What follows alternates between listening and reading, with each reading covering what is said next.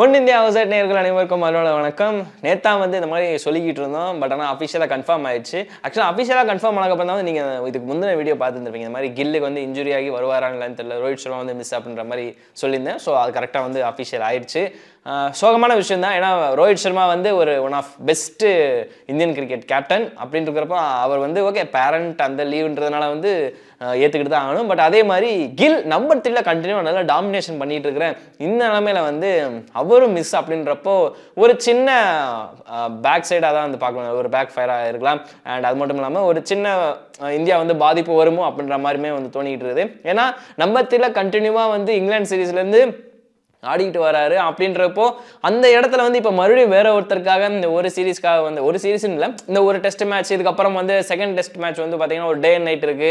அப்படின்றப்போ வந்து அந்த இடத்துல வந்து கொஞ்சம் திணறமோ இந்தியா அப்படின்ற மாதிரி ஒன்று தோணிக்கிட்டு இருக்கு. விராட் கோலி வந்து ஒன் டவுனில் போகலாம், ஆனால் அது வந்து ஓடிஐக்கு வேணா செட் ஆகுமே தவிர வந்து இந்த டெஸ்ட் ஃபார்மெட் வந்து விராட் கோலி அவ்வளோவா ஒன் டவுன் ஆனதில்லை.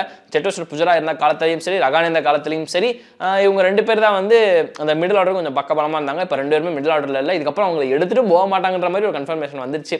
இதில் இன்னொரு விஷயம் என்ன அப்படின்னா, கில்லு அப்புறம் ரோஹித் சர்மா இவங்க ரெண்டு பேருமே விளையாட மாட்டாங்கன்னு கன்ஃபார்ம் ஆயிடுச்சு. இப்போ இவங்க இடத்துல யார் யார் யார் இதில் முக்கியமான இன்னொரு விஷயம் என்ன அப்படின்னா, நிதிஷ்குமார் ரெட்டி அவர் வந்து பார்த்தீங்கன்னா பெர்த்தில் வந்து டெபியூட் பண்ணுறதுக்கு மேக்ஸிமம் பாசிபிலிட்டிஸ் இருக்கிறதா வந்து சொல்லப்பட்டுக்கிட்டு இருக்காங்க. இதில் முக்கியமான ஒரு விஷயமா பார்க்க போகிறது என்னென்னா, ஆக்சுவலாக வந்து இந்தியாவுக்காக ஆஸ்திரேலியாவில் டெபியூட் பண்ணவங்க எக்கச்சக்க பேர் இருந்தாலும் இப்போ வரைக்கும் நிறைய பேர் மைண்டில் இருந்தாலும் பட் பிஜிடி அப்படின்ற டைமில் வந்து டெபியூட் ஆகி வரதில் வந்து ஒரு சாதாரணமான விஷயம் கிடையாது. ஒரு பயங்கரமான ஒரு விஷயம். லைக் கேஎல் ராகுல் 2014 வந்து டெபியூ பண்ணார். அவரோட ஸ்டாண்டர்ட்ஸ் வந்து அதுக்கப்புறம் வந்து தெரிய ஆரம்பிச்சது நிறையா.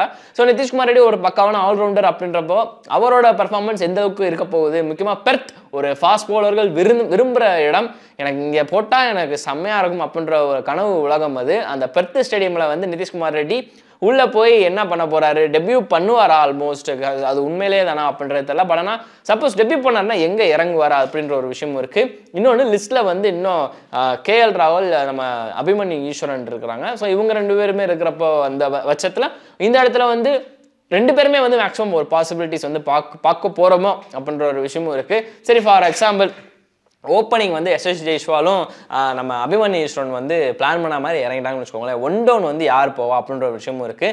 அண்ட் 2 டவுன் வந்து விராட் கோலி வரனானா 3 டவுன் யார் போவாங்க அப்படின்ற ஒரு விஷயமும் இருக்குது. 3 டவுன் ஓகே பண்ணிட்டு உள்ளே வந்துடுவார் அருண் அப்படின்ற மாதிரி நீங்கள் சொல்கிறீங்க. சரி, அப்புறம் 4 டவுன் வந்து பார்த்தீங்கன்னா ஒரு ஜடேஜா வருவாரா, அப்புறம் 5 டவுன் வந்து ஒரு ரவிச்சந்திரன் அஸ்வினோ ஃபார் வாஷிங்டன் சுந்தர் அவங்க வருவாங்களா. ஸோ அப்படின்றப்ப வந்து ஒரு பிளேயர் வந்து குறையிற மாதிரியே ஒரு ஃபீல் ஆகுது. சர்ஃப்ராஸ் கான் உள்ள இருக்கு, அப்சல்யூட்லி ஒத்துக்கிறேன். பட் ஆனால் சர்ஃப்ராஸ் கானையுமே வந்து நீங்கள் ஒரு டவுட்ஃபுல்லாக வச்சிருக்கிறப்ப வந்து நீங்கள் யாரை வந்து ஒரு பிரைமரியா கொண்டு போக போறீங்க. ஸோ அப்போ பாசிபிளி வந்து ஒரு 3 பேருக்குமே ஒரு வாய்ப்பு இருக்கிறது தானே. ஒரு கேஎல் ராகுல், ஒரு அபிமன்யு ஜுரேல், அதுக்கப்புறம் வந்து ஒரு நிதிஷ்குமார் ரெட்டி, ஒரு பாசிபிளி ஒரு 3 பேருமே ஒரு அவுட்கமா வந்து பார்க்கலாமே. ஏன்னா வந்து ஒரு அப்படி ஒரு அவுட்கமா பார்த்தோம்னா எல்லா இடத்துலையும் ஃபில் பண்ண மாதிரி ஆயிரும். இந்தியாவோட பேட்டிங் டெப்த்துமே வந்து கிட்டத்தட்ட இன்னும் கொஞ்சம் கீழே இறங்கின மாதிரி இருக்கும்ன்றதா வந்து நான் சொல்ல வரேன். ஆக்சுவலி இன்னொரு விஷயம் என்ன அப்படின்னா, நிதிஷ்குமார் ரெட்டி வாட் இஃப் நிதிஷ்குமார் ரெட்டி வந்து டெபியூட் பண்ணாரு அப்படின்னா பெர்த்தில் வந்து ஒரு பேசர் வந்து டெபியூட் பண்றது நல்ல விஷயமா பார்க்கப்படுது. அவர் வந்து ஒரு மீடியம் பேசரா இருந்தாலும் அஃப்கோர்ஸ் அவரும் ஒரு பேசர் தான்.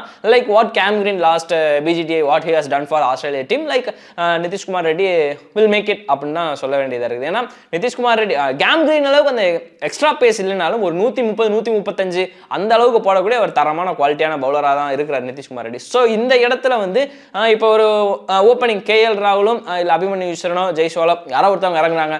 ஒன் டவுன்ல வந்து சுமன் கில் இல்லை அப்படின்னா ஒரு அபிமன்யு ஈஸ்வரனோ இல்லை வந்து ஒரு கேஎல் ராகுல் யாராவது ஒருத்தவங்க மேபி அவங்கள ப்ரொமோட் பண்ணாங்கன்னா பண்ணலாம். அப்போ இல்லாட்டி விராட் கோலி வந்து மறுபடியும் நம்ம இதுக்கு முன்னாடி நியூசிலாந்து டெஸ்ட்ல தான் வந்து இந்த மாதிரி நான் ஒன் டவுன் ஆடுறேன் அப்படின்னு சொல்லிட்டு போனார் இல்லையா, கில் இல்லாத இடத்துல.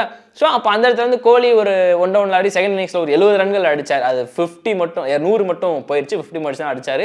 ஸோ அப்படி இருக்கப்போ கோலி வந்து ஒரு ஒன் டவுனா நம்ம பார்க்கலாமா அப்படின்ற விஷயம் இருக்கு. 2 டவுன்ல வந்து ஒரு கேஎல் ராகுல், ஆனால் 3 டவுன்ல வந்து ஒரு சர்ஃப்ராஸ் கான், 4 டவுன்ல வந்து ஒரு ரிஷப் பண்ட், 5 டவுன்ல ஜடேஜா, 6 டவுன்ல ஒரு நம்ம நிதிஷ்குமார் ரெட்டி அப்படின்றப்போ அப்போ ஒரு 6-7 கிட்ட வரைக்குமே வந்து ஒரு பேட்டிங் பவர் நல்லா இருக்கு. ஓப்பனிங் 2, அதுக்கப்புறம் 3 விராட் கோலி, 4 வந்து ஒரு சர்ஃப்ராஸ், 5 பண்ட், 6 நிதிஷ்குமார் ரெட்டி அப்படின்றப்போ 7 ஜடேஜா அப்படின்றப்போ வந்து 7 பேர் ஒரு பேட்டிங் டெப்த்துமே வந்து 7 வரைக்கும் இருக்குது. ஒரு 8 வந்து ஒரு வேற ஏதாவது ஒரு ஸ்பின்னர் வாஷிங்டன் சுந்தரா இருந்தால் ஒரு பெனிஃபிட் இருக்கு. பட் ஆனால் வாஷியா அஸ்வினா அப்படின்ற ஒரு விஷயமும் இருக்கு. வாஷிங்டன் சுந்தர் இதுக்கு முன்னாடியே வந்து நம்ம ஆஸ்திரேலியா வந்து லாண்டு பார்த்துருவோம். பட் ஆனால் அஸ்வின் எக்ஸ்பீரியன்ஸ் பிக்ஸ் அப்படின்னு தான் ஒரு விஷயமா இருக்குது. ஸோ இவங்க ரெண்டு பேருக்கிடையே ஒரு சின்ன சலசலப்பு ஒரு குழப்பம் ஏற்படலாம். அண்ட் அதுக்கு கீழே வந்து பார்த்தீங்கன்னா 3 அஃப்கோர்ஸ் ஒரு தரமான ஒரு பேசர் பும்ரா, அதுக்கப்புறம் வந்து பார்த்தீங்கன்னா நம்ம ஆகாஷ் டீம், அதுக்கப்புறம் அஃப்கோர்ஸ் ஒரு சிராஜ் தான். ஸோ இவங்க 3 பேர் ஹர்ஷித் ராணா லிஸ்ட்டில் வேற இருக்காரு. ஸோ இவங்களுக்கிட்டே வந்து ஒரு சின்ன குழப்பம் ஏற்படலாம். பட் ஆனால் ஒரு அஃப்கோர்ஸ் ஒரு நல்ல தரமான ஒரு 7 பேர்கிட்ட உங்களுக்கு லைனப்பில் இருக்க போகும்போது அப்போ அந்த லைனப்பை வந்து நீங்கள் யோசிச்சு தான் எடுக்கிற மாதிரி இருக்கும். சரி, ஓகே, இப்போ வந்து ஒரு டிஃப்ரெண்டான ஒரு டெக்னிக் யூஸ் பண்ணுவோமா? எஸ்எஸ்வி ஜெய்ஸ்வால் அதுப்போ வந்து கேஎல் ராகுல் ஓப்பன் பண்ணிட்டாங்கன்னா 1 டவுன் வந்து அபிமன்யு ஈஸ்வரன் இறங்குவாரா அப்படின்ற ஒரு விஷயமும் இருக்கு. 2 டவுன் வந்து கோலி ஆடட்டும், 3 டவுன் வந்து சர்ஃப்ராஸ், 4 டவுன் ரிஷப் பண்ட், 5 டவுன் வந்து நம்ம Nitish Kumar Reddy, 6 down Jadeja, 7 down Washington Sundar R Ashwin. So அப்படி இருக்கிறப்ப வந்து இந்த மாதிரி ஒரு மேக்கிங் வந்து நல்லா இருக்குன்னு தான் சொல்ல வரேன். பட் அஃப்கோர்ஸ் இப்போ வரைக்குமே வந்து நமக்கு பிளேயிங் லெவலில் என்னன்னு தெரியாது. அது அந்த டே பிஃபோர் ஆர் அன்னைக்கு டேல தான் தெரியும் டாஸ் போடுறப்போ. பட் ஸ்டில் இந்த மாதிரி ஒரு நியூஸ்லாம் வந்திருக்கு இல்லையா? ஸோ இது மூலமாக வச்சு ஒரு சின்ன சின்ன மேக் பண்ணி பார்க்கலாமே. இப்போ 3 பேர் டெபியூட் பண்ணாங்க அப்படின்னா பேட்டிங் வந்து இந்தியாவுக்கு அதிகமாகும் அப்படின்ற விஷயம் வந்து கிளியராக தெரியுது அப்படின்னு தான் சொல்ல வரேன்.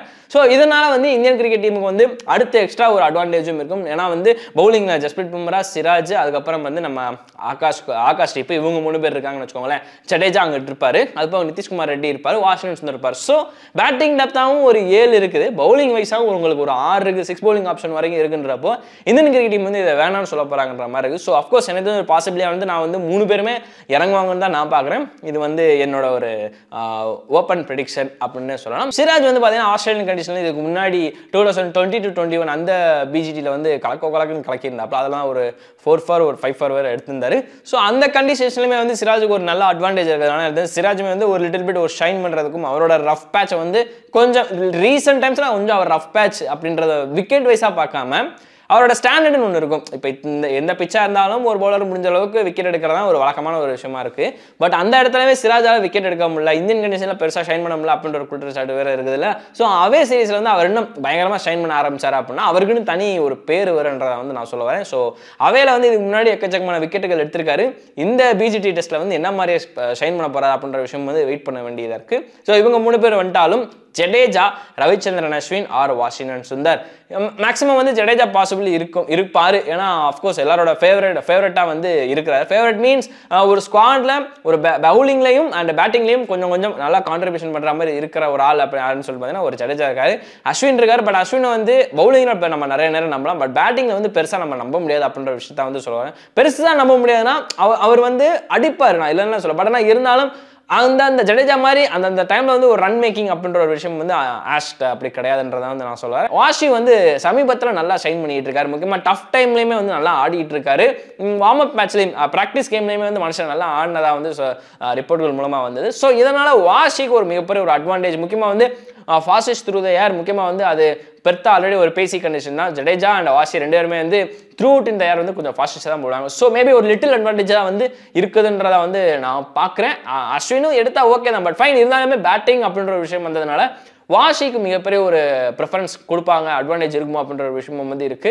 அண்ட் அது மட்டும் இல்லாமல் நிதிஷ்குமார் ரெட்டி அவருமே வந்து டெபியூ பண்ணாரு அப்படின்னா பவுலிங்க்கு எக்ஸ்ட்ரா ஒரு புல் பண்ண மாதிரி இருக்குன்றதா வந்து நான் சொல்றேன். பிகாஸ் வந்து ஒரு பேசர், அது போக 4th சீமரா வந்து டீம்ல இருக்கிறதுன்ற சாதாரணமான விஷயம் கிடையாது. அது போக வந்து பார்த்தீங்கன்னா உங்களுக்கு எக்ஸ்ட்ராவா வந்து பவுலிங் ஆப்ஷன் இருக்குது அப்படின்னா நீங்க தாராளமாக வேணாம்னு சொல்லுவீங்களா அப்படின்ற ஒரு விஷயம் இருக்கு. ஸோ இந்த காரணத்தினால தான் வந்து இந்த மாதிரி ஒரு பாசிபிள் அவுட்கம்ஸ் இருக்குன்றதா வந்து நான் சொல்ல வரேன். ஆஸ்திரேலியாவுக்கு என்ன ஒரு அட்வான்டேஜ் இதனால இருக்கு, டிஸ்அட்வான்டேஜ் இருக்கு அப்படின்றது வந்து தாராளமாக கீழே மென்ஷன் பண்ணுங்க. வேற ஒரு நல்லவங்க சந்திக்கிறேன். அண்டில் தென் வணக்கம்.